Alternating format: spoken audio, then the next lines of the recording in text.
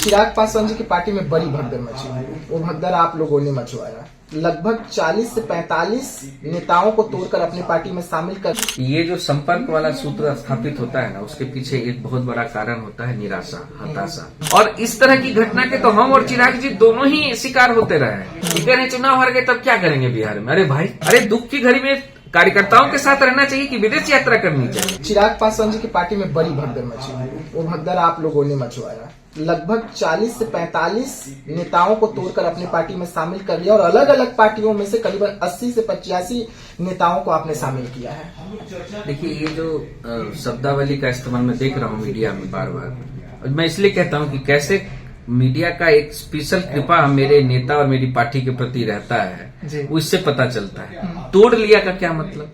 क्या हमने कोई भगदड़ मचवाई है? क्या हमने कुछ तोड़ा है? ऐसी बात नहीं है।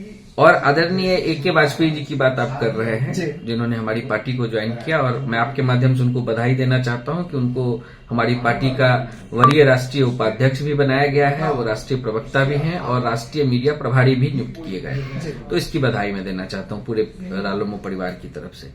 अब रह गई बात उनके विषय में, उन्होंने बहुत स्पष्ट रूप से उस दिन अपने प्रेस कॉन्फ्रेंस में कहा है, उन्होंने कहा है कि उनके व्यक्तिगत कारणों की वजह से उन्होंने पार्टी से कुछ दिन पहले त्यागपत्र दिया था और फिर उन्होंने स्वयं आदरणीय उपेंद्र कुशवाहा जी के साथ आने का निर्णय लिया। और मेरे नेता ने भी उसी प्रेस कॉन्फ्रेंस में मीडिया के बंधुओं से एक तरह से प्रार्थना की थी कि इसको फिर से कोई नया रंग मत दे दीजिएगा, लेकिन उस अनुरोध को भी अनसुना करते हुए मीडिया ने फिर से वही रंग देना शुरू कर दिया। हमने कोई विधायक तोड़ा है? हमने क्या कोई एमपी तोड़ा है? ये घटना तो चिराग जी के साथ पहले हो चुकी है और इस तरह की घटना के तो हम और चिराग जी दोनों ही शिकार होते रहे हैं। हमारी पार्टी के साथ इस तरह की घटना पहली बार तो नहीं हुई, पहले भी इस तरह की घटना हो चुकी है। चिराग जी की पार्टी के साथ भी इस तरह की घटना हो चुकी है। तो हम लोग तो एक ही परेशानी के शिकार रहे हैं और हम लोगों ने फिर से अपनी पार्टी खड़ी की, उन्होंने भी अपनी पार्टी खड़ी की और आज देखिए कितनी बड़ी सफलता उनको हासिल हुई है। तो ये विषय उस तरह का है ही नहीं जिस तरह का दिखाया जा रहा है। रह गई बात ए.के. वाजपेयी जी की, समाजवादी विचारधारा के बहुत पुराने नेता है। आदरणीय रामविलास पासवान जी के साथ उन्होंने काम किया। उससे पहले समता पार्टी का समय था, जनता दल का समय, जनता पार्टी के भी समय से जुड़े हुए नेता रहे और समाजवादी विचारधारा के मजबूत स्तंभ के रूप में उपेंद्र कुशवाहा जी राष्ट्रीय राजनीति में जाने जाते हैं। इसलिए उन्होंने यह निर्णय लिया कि अब उपेंद्र कुशवाहा जी के साथ, उस विचारधारा के साथ हम लोग आगे काम करेंगे। अब जब हम उनके उस पार्टी से अलग होने की चर्चा करते हैं तो यहाँ पर गठबंधन धर्म आ रहा आता है। इसमें मुझे नहीं लगता कि मुझे कोई टीका टिप्पणी इस पर करनी चाहिए और उन्होंने बहुत स्पष्ट रूप से अपनी बात रखी है। और मैं ये निश्चित रूप से कहूंगा कि इसमें किसी दल को कमजोर करने की, किसी दल को क्षति पहुंचाने की ऐसी कोई मंशा न पहले कभी राष्ट्रीय लोक मोर्चा या आदरणीय उपेंद्र कुशवाहा की राजनीति का हिस्सा रहा है, न आगे कभी होगा।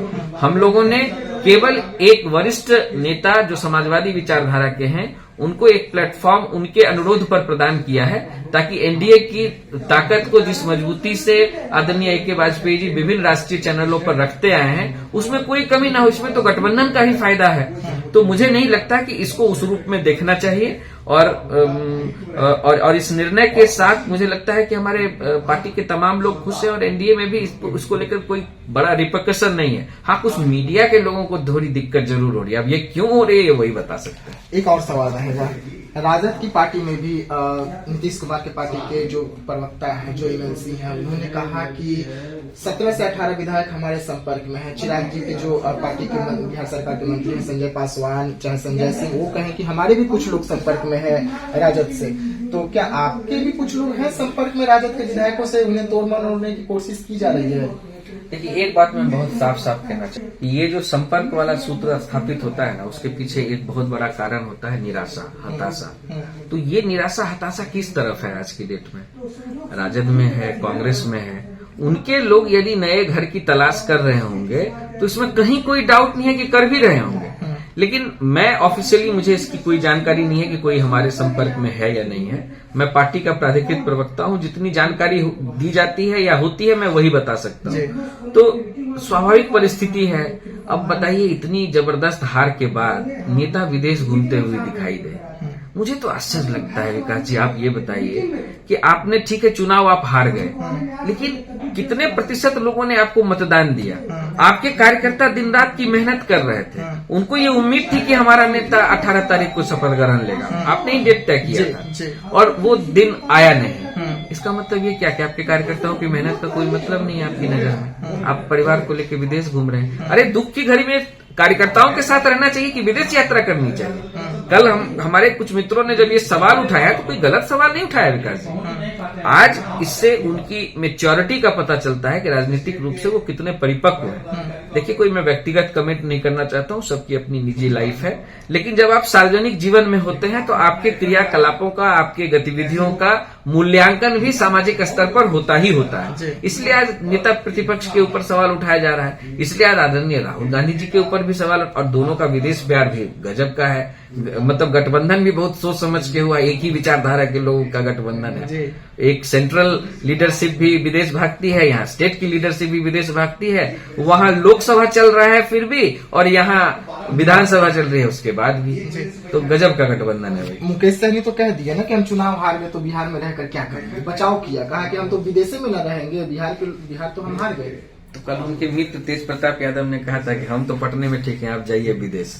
एक कार्यक्रम में मैं भी था, मेरे सामने की घटना है, तो उनको तो जवाब उनके पुराने मित्र ने ही दे दिया। अब हम लोगों को क्या बोलने की जरूरत? मतलब खुश है तेज प्रताप यादव ने जो कहा उससे तो आप लोग एकदम गदगद होंगे।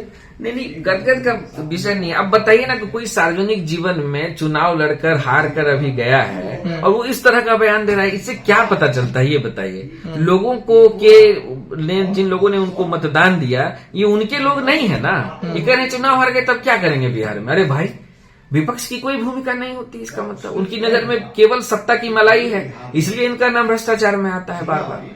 उन लोगों का नाम अगर भ्रष्टाचार में आता है तो इसलिए आता है कि विपक्ष में रहते हुए सरकार को गाली देने के अलावा उनका कोई रोल नहीं है। वो रिप्रेजेंटेटिव नहीं है, उनके 25 विधायक किसी काम के नहीं है, उनको कुछ नहीं करना है, उनको एमएलए का फंड यूज नहीं करना है, कहाँ विकास क्षेत्र में हो सकता है इसका कोई मूल्यांकन उनको नहीं करना है। बिहार में रह के क्या करेंगे? अब सवाल, इस तरह के सवाल का क्या जवाब दिया जाए विकास जी, आप बताइए।